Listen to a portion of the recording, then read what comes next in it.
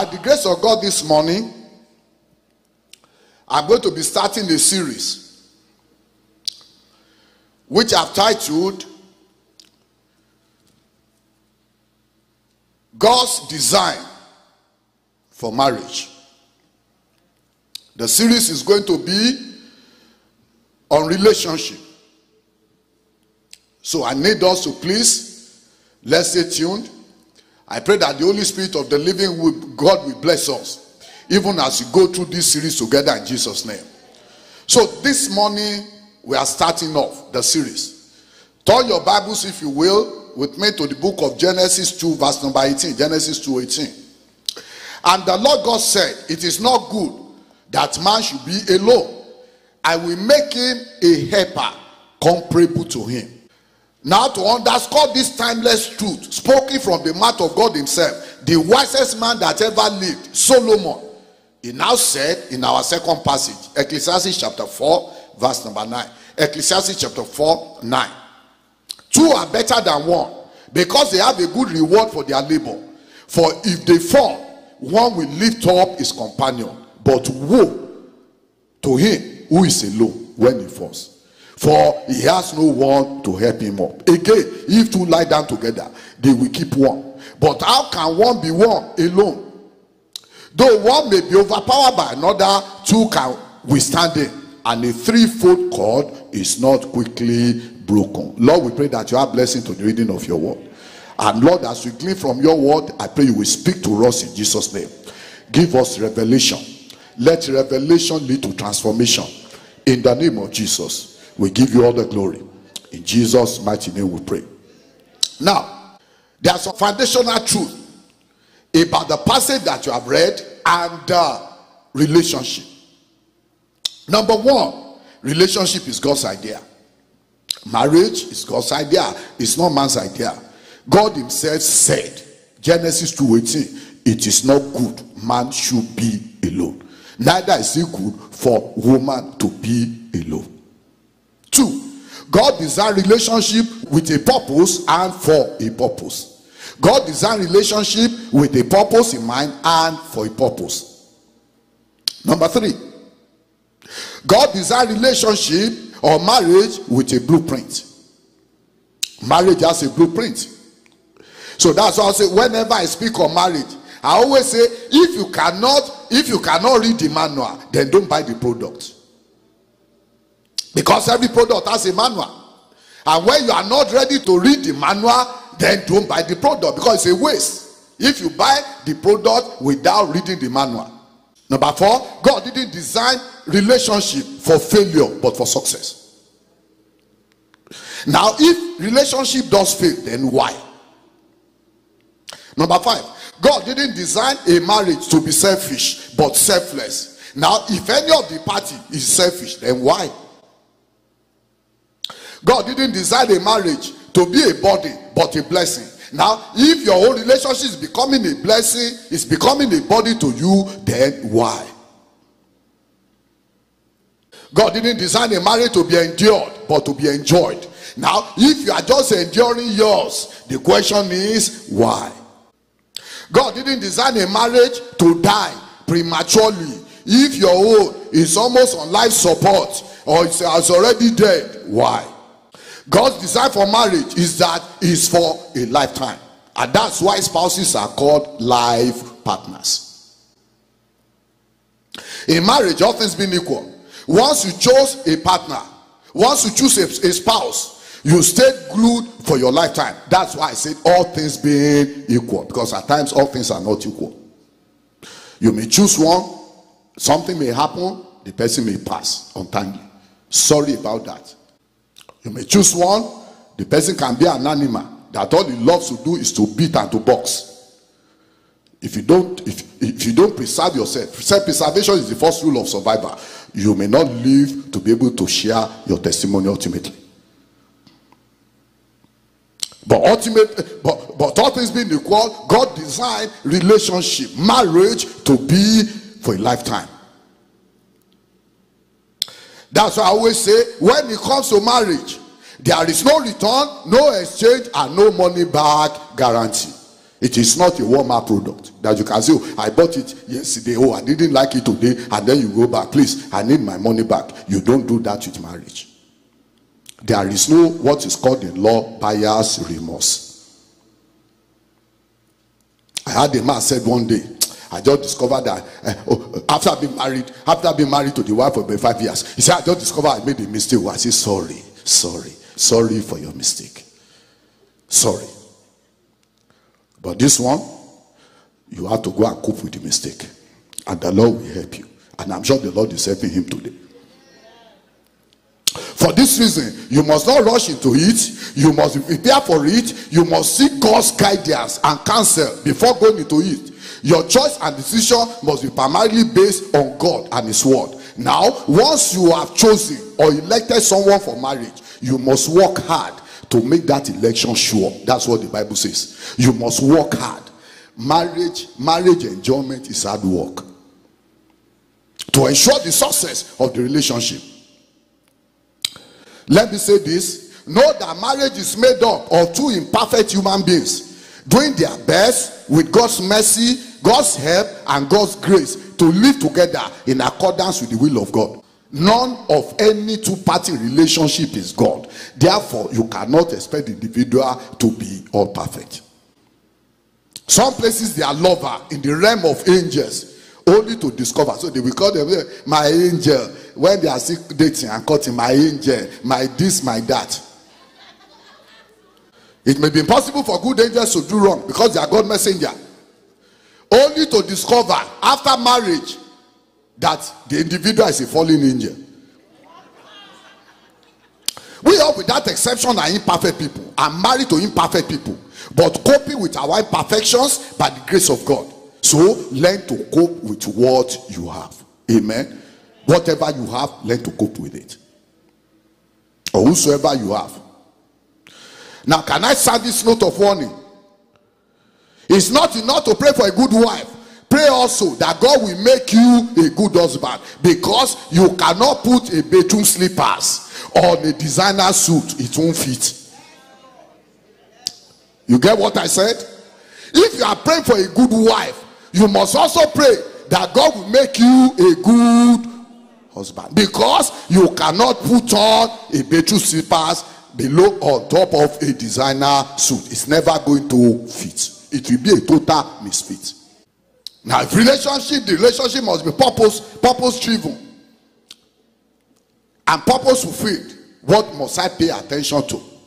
This is now the requirement. The part one is the requirement for a purpose driven relationship. Let me say this again. Marriage is God's idea. God himself said it is not good. Genesis 2:18 that we read. The first time that it is not good appeared in the Bible has to do with a man being alone or a woman being alone. There's what is called in biblical interpretation, there's what is called the law of first mention. That's why when some people say it's not good, God is not good, I say you don't know what you are talking about. If you have problem with good, know that you just have problem with good. For us as Christians, there's somewhere in the Bible where the Bible says good is not good. Amen. Actually, where the first good was mentioned in the Bible, it has to do with good. Genesis 2, I believe that's number 12. Do you believe that? Oh, you don't? Okay, I think it's only Pastor Nicholas that believe that. Can we all read it together? And the God of that is what? Now, the fact that something is good or something cannot be corrupted. Amen. But the essential thing, when God created good, God said the good is because it was God that created it. Amen. So if the relationship, as God has given you and me, if it must be purpose driven and be fulfilled, then what must we do? Number one, foundation. You have to watch the foundation. Just like every other good thing in life, a good marriage requires a good foundation. Good foundation is the starting point of every good structure. Foundation is the structure upon which a superstructure stands. The purpose of a thing determines the foundation that is required to support it.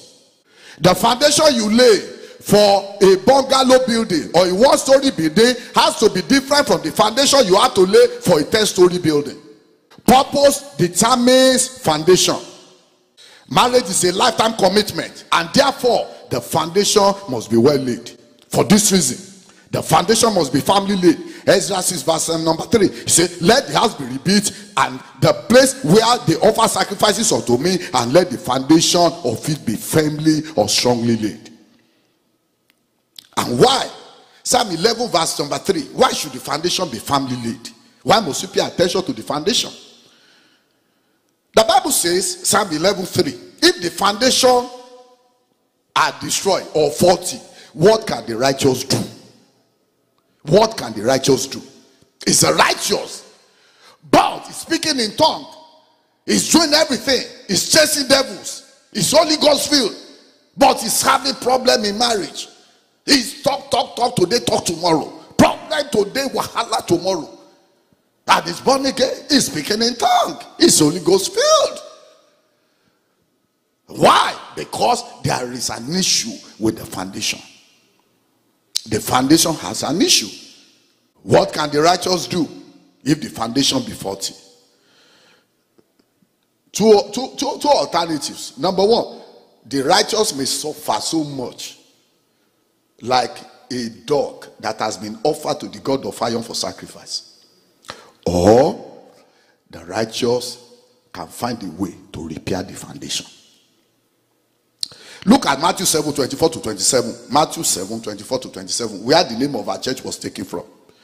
Therefore Jesus said, whoever hears these sayings of mine and does them, I will liken him to a wise man who built his house on the rock. And the rain descended, the floods came, and the winds blew and beat on that house, and it did not fall, for it was founded on the rock. But everyone who hears these sayings of mine and does not do them will be like a foolish man who built his house on the sand. And the rain descended, the floods came, and the winds blew and beat on that house, and it fell, and great was its ruin. Listen, our marriage is like a house, and we are the builder. Your marriage is like a house, you are the builder. My marriage is like a house, I am the builder. And the storm of life is no respecter of person. It will come upon the righteous, it will come upon the unrighteous. It will come upon the just, it will come upon the wicked. Now, when the storm of life come upon marriage, whether that marriage is going to stand or not will be dependent on the foundation that has been laid for it. So let us be wise. Let's lay good foundation. If you are not yet in one, let's lay good foundation. The Bible says if you are wise for yourself.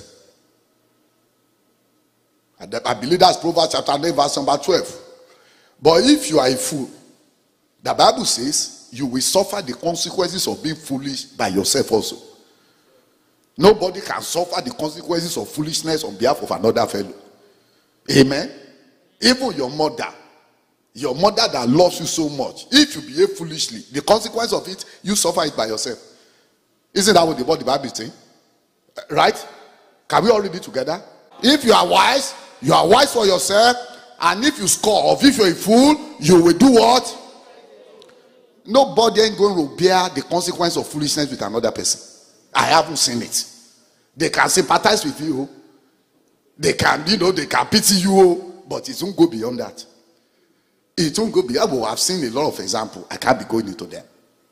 But honey, you did all of this.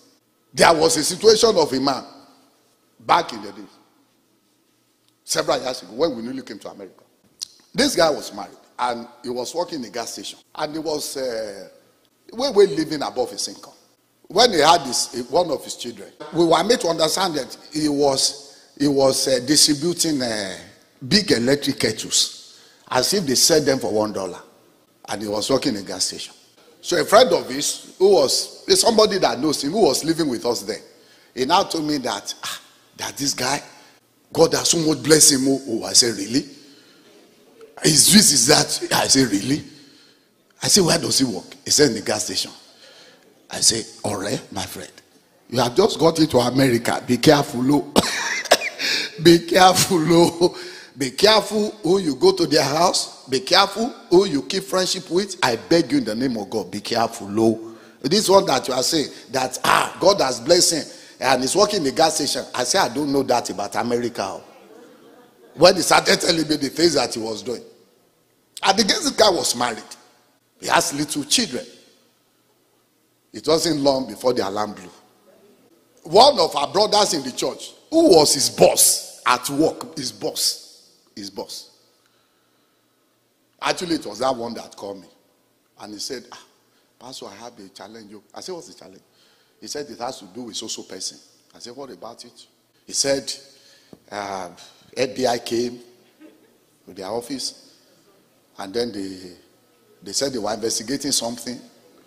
And he said, later, when I got to the office later that day, I went on top of our video camera program, the box.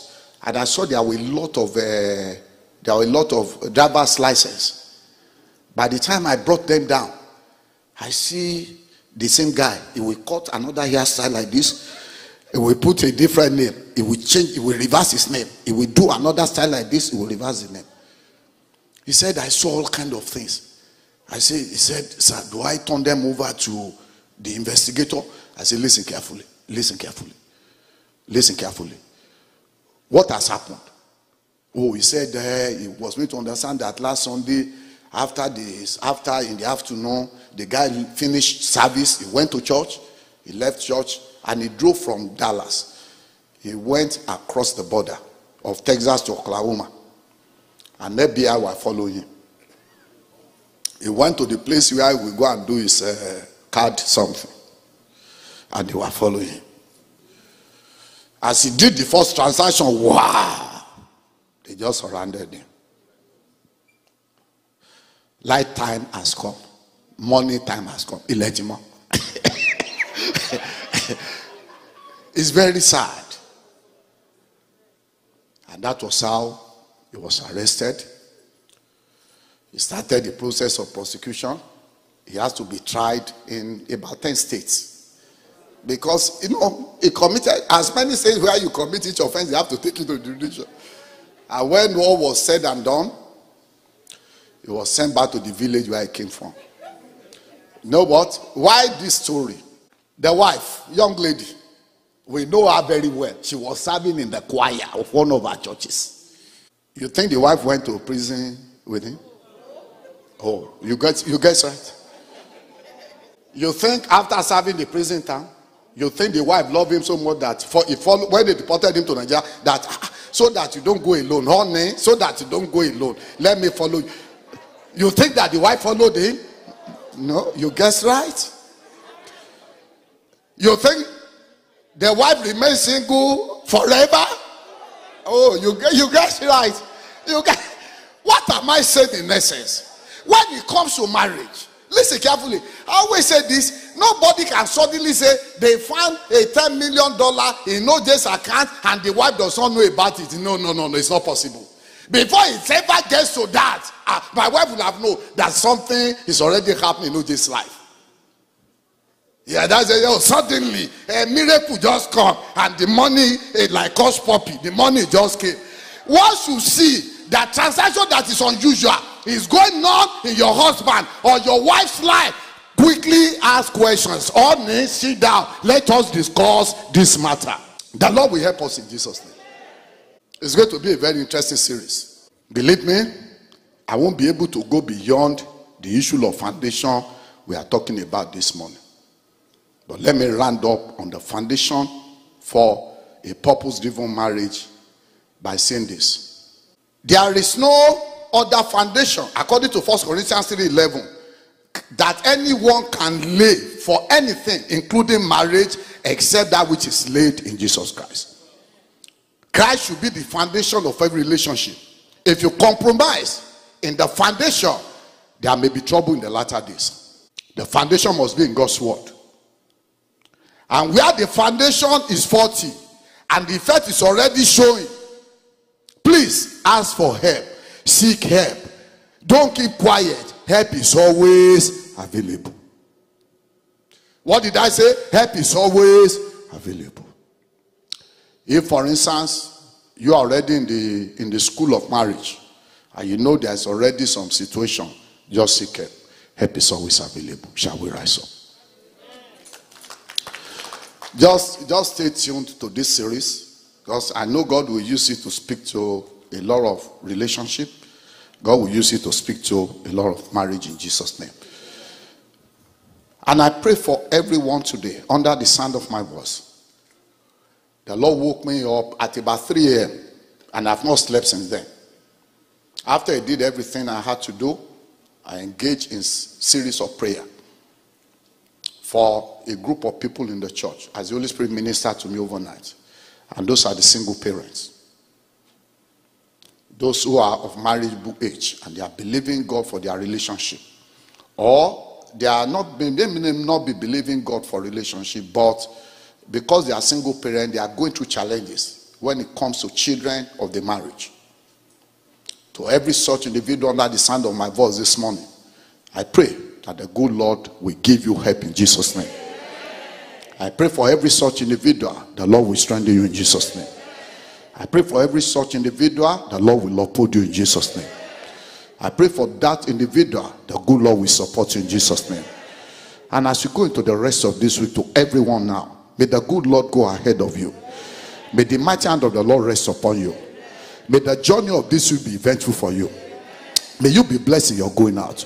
May you be blessed in your coming in. May lines fall for you in pleasant places this week. May your trouble be less. May your blessings be more. This we ask in the name of God the Father, and God the Son, and God the Holy Spirit. God bless you. Have a beautiful week.